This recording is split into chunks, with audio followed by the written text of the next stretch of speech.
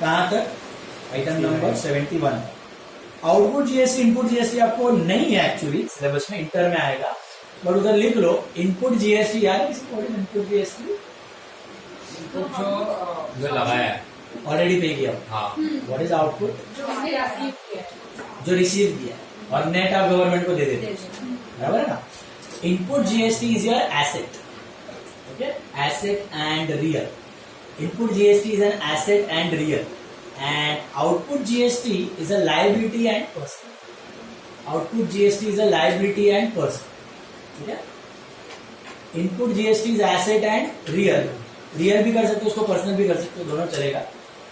वो prepaid expense जैसा। Input GST is like a prepaid expense. Output GST is like income received in advance.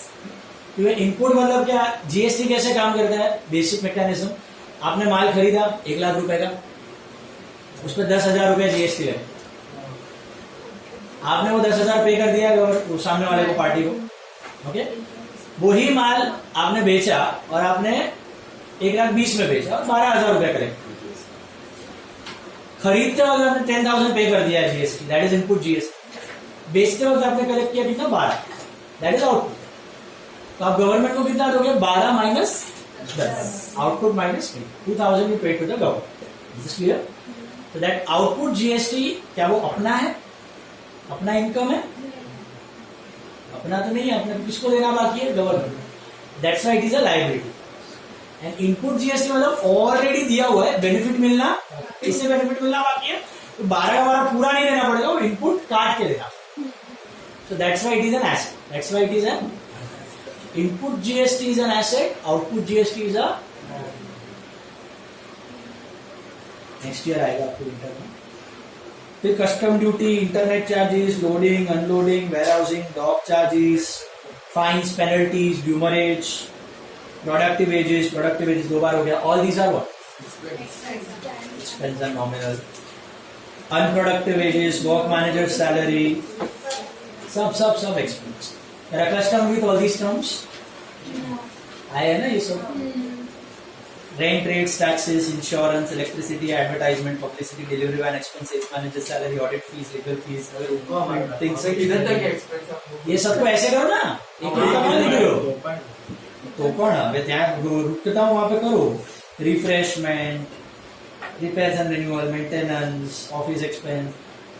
ये क्या होते हैं? Office expense, admin expense, general, sundry, miscellaneous, paid, पेटी।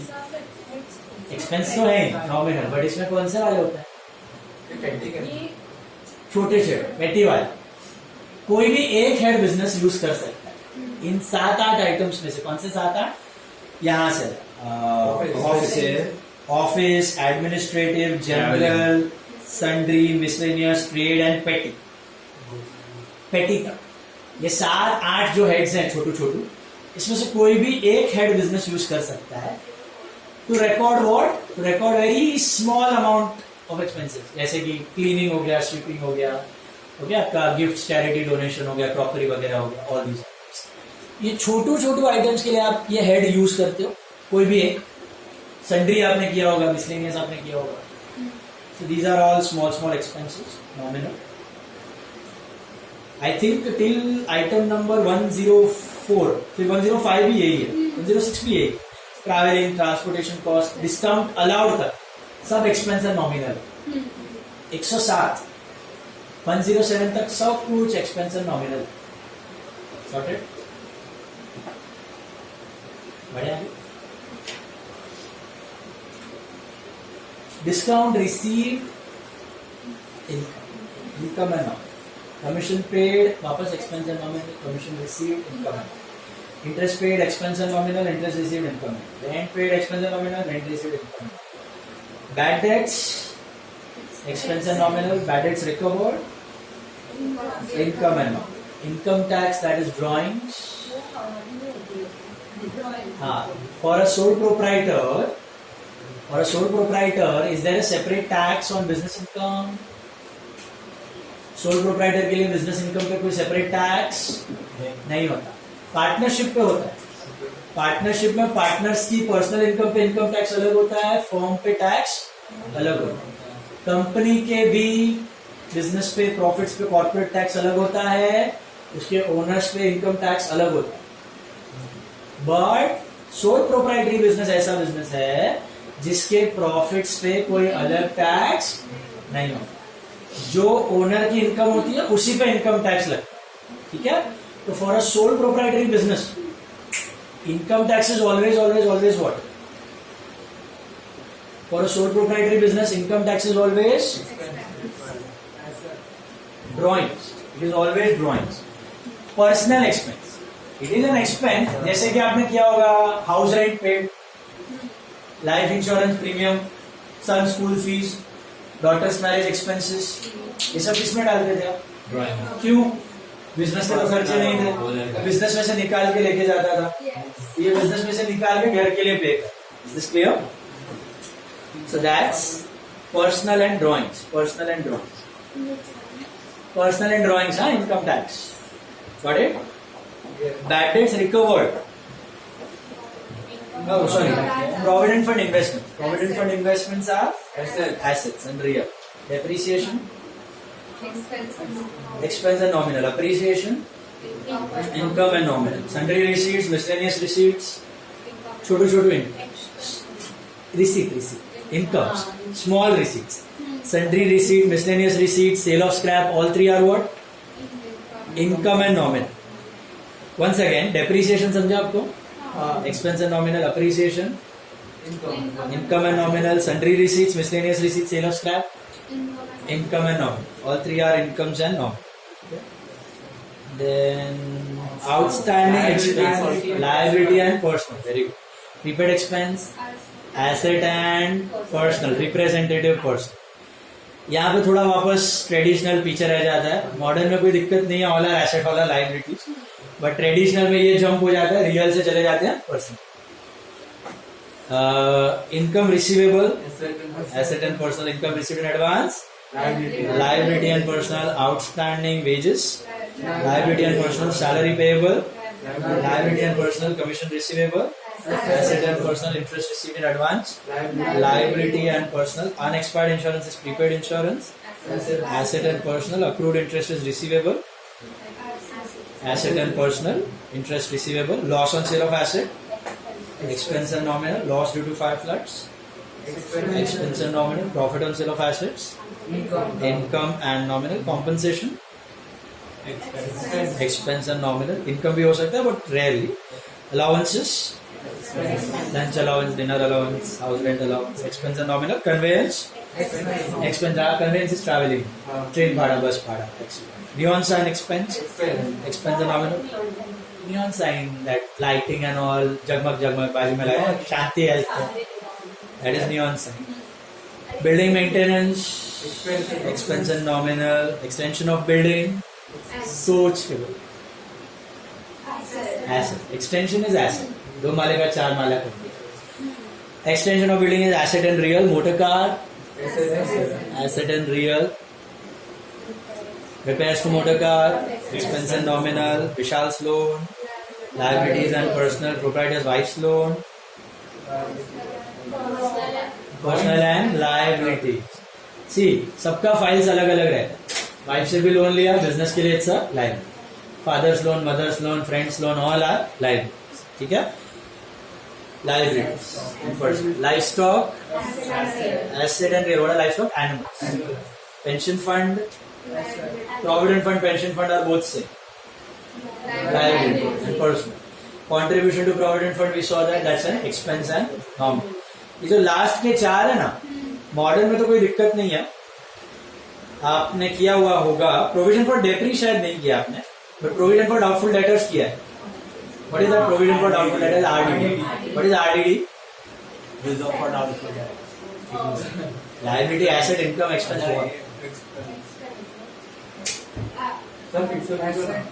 Liability. नहीं, वही 4 आइटम्स लास्ट वाले. प्रोविडेंट फंड तक किया आपने, contribution of provident fund. Last के 4 आइटम्स. प्रोविजन फॉर डेप्री पे मैं आता हूँ. प्रोविजन फॉर डाउटफुल डेटर्स मतलब RDD.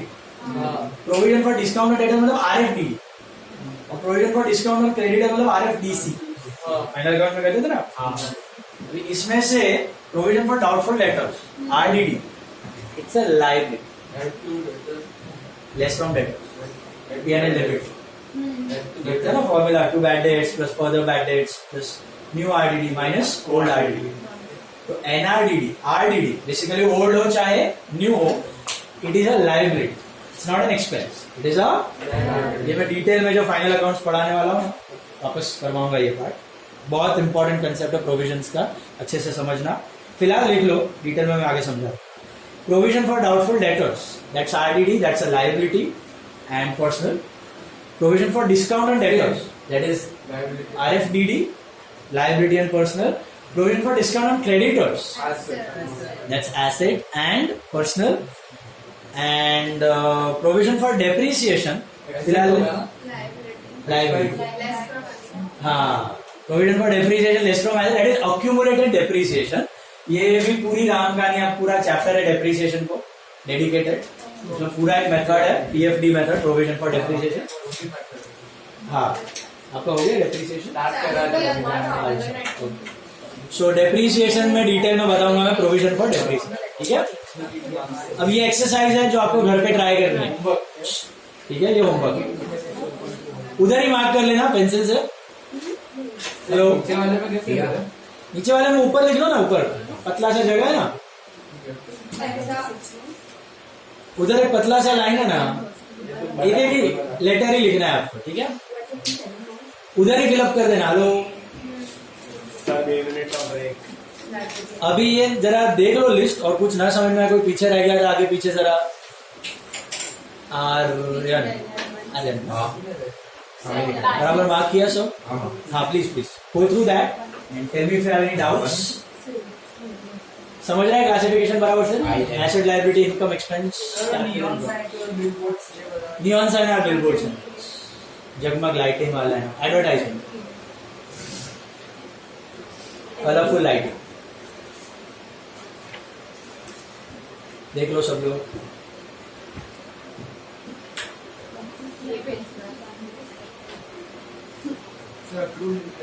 अक्रूड मतलब रिसीव, इंटरेस्ट रिसीव नहीं, अक्रूड मतलब रिसीवेबल, एसेट एंड पर्सनल.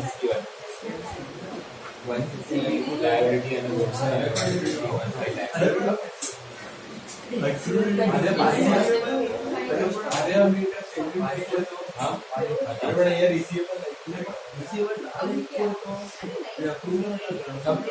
मतलब दोनों हो सकता है, पेएबल भी हो सकता है, रिसीवेबल भी हो सकता है.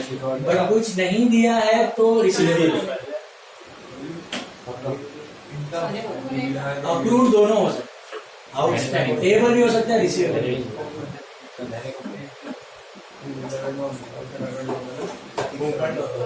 टेस्ट का पेपर चालू हो गया चेक करने का. ये तो भाई किया के भरोसे पे आते टेस्ट में. नहीं, दो क्वेश्चन लिख के छोड़ दिया, कुछ आया नहीं था मेरे को टेस्ट में. वो शेयर्स का मिला देखो, लिस्ट मिला वीडियो का. वो SYEC का मिला मुझे. सीए फाउंडेशन का SYEC का मिला था. सेम છે પણ થોડું ફાસ્ટ. शेयर्स डिबेंचर्स ने मोकला भी ना मैंने, तेरे को नहीं भेजा मैंने, भेजा वो अरे भाई इन्वेंटरीज में जनजारी में नीचे सर तो पता था आपने कि मोकला है इन्वेंटरी आवाज. इन्वेंटरीज में मैनेजमेंट नहीं मोकला. अरे हां, इन्वेंटरीज में जनजारी में मोकला भी तेरे को भेजा है मैंने भाई. वो भाई परफेक्ट है भाई. तो विनीत ना, अरे सर विनीत को भेजा था, मुझे नहीं भेजा था. हाँ, विनीत ने ही पूछा था एक्चुअली, मांगा, मैंने मांगा था, वो दिन मांगा था, वो ग्रुप पे डाल दी. गलती से विनीत को चला गया. અને મને ઇન્વેન્ટરીઝ ની મોકલો ને, બધા ની નાખી. હા, સ્ટાર્ટ જે તમને જોતા હોય વિડિયો, તમે પણ એપ બનાવો રોન સર ની. પિચ મીટ પર નહીં कर सकते. विशाल अकेडमी बनाओ. देखो करो, गो थ्रू करो बराबर से.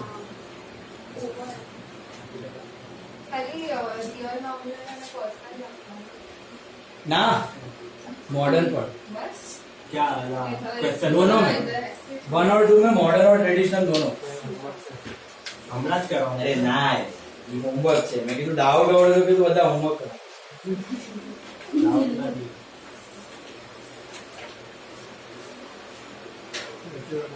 बढ़ू फिर आगे बढ़ू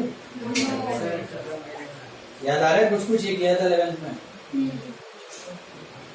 अब जाते हैं सेकंड शीट पे journal let's begin the recording part recording कैसे करनी है देखो 3 स्टेप की प्रोसेस है recording what are the 3 steps कभी भी कोई ट्रांजैक्शन होता है उसमें कितने अकाउंट्स मिलेंगे आपको minimum 2 accounts minimum 2 every transaction is an exchange so it has to have got how many accounts 2 accounts 2 account होने ही चाहिए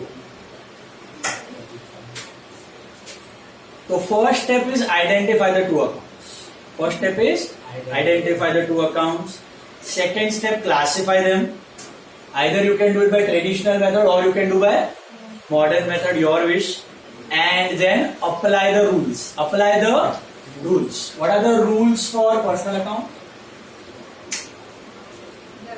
rule debit receiver credit real debit credit what goes out nominal expense credit or income देंगे that was traditional आम जिंदगी अभी जाना है अपने को mentors better it is if you follow this आगे जाके आयश का में यही काम आएगा ये खाली इंडिया का थोड़ा थोड़ा एरियाज में काम आता है बाकी कोई ये फॉलो नहीं करता है ट्रेडिशनल वाला modern what is modern system now 4 item asset liability incomes expense rules are very simple business के पॉइंट ऑफ व्यू से सोचना है ठीक है सबसे पहले एसेट से शुरू करो एसेट्स अगर बढ़ा तो डेबिट घटा तो क्रेडिट बिजनेस में अगर एसेट्स बढ़े तो उन एसेट्स को करो डेबिट बिजनेस में कोई एसेट बढ़ रहे हैं तो उनको डेबिट करो घट रहे हैं तो उनको क्रेडिट ये याद रहेगा बस ये एक याद रहेगा तो बाकी सब अपने आप आ जाएगा एसेट का ऑपोजिट है लायबिलिटी तो लायबिलिटी अगर बढ़ी क्रेडिट और घटी तो डेबिट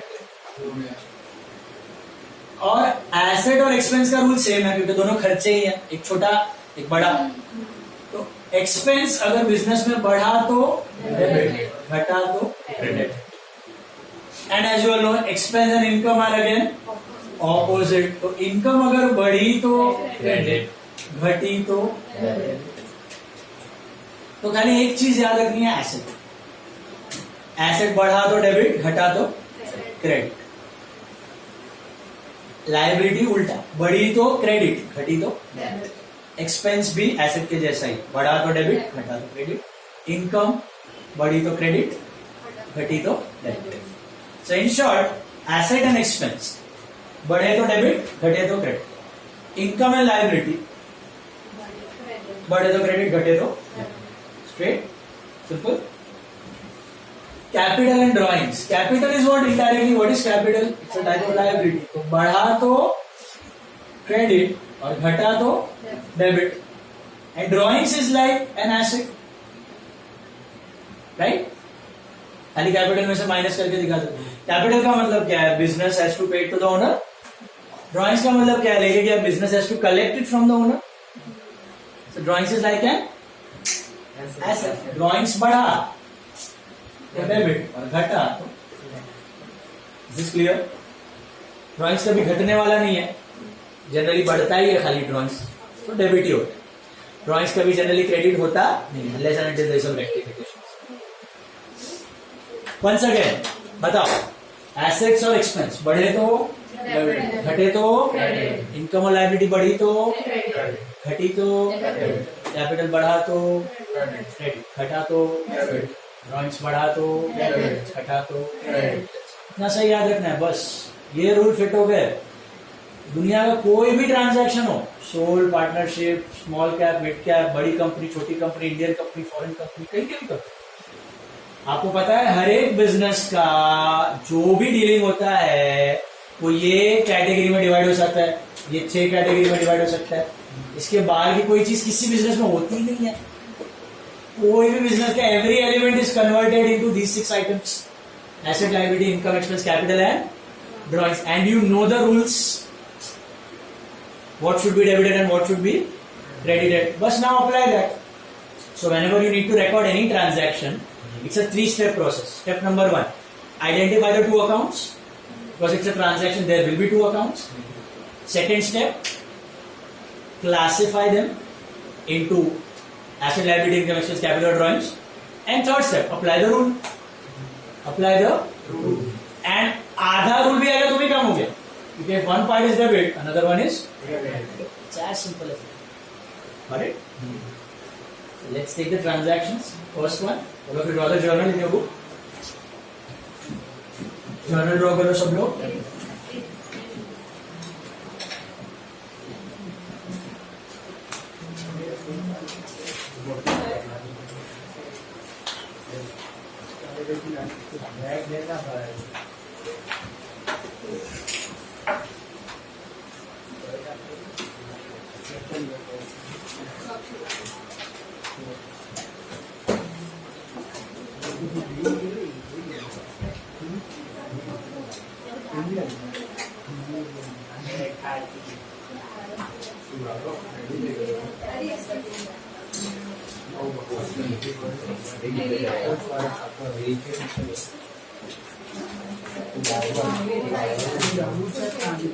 चैप्टर का नाम तो जर्नल पहला जर्नल लेजर तो सबसे कितना चैप्टर था?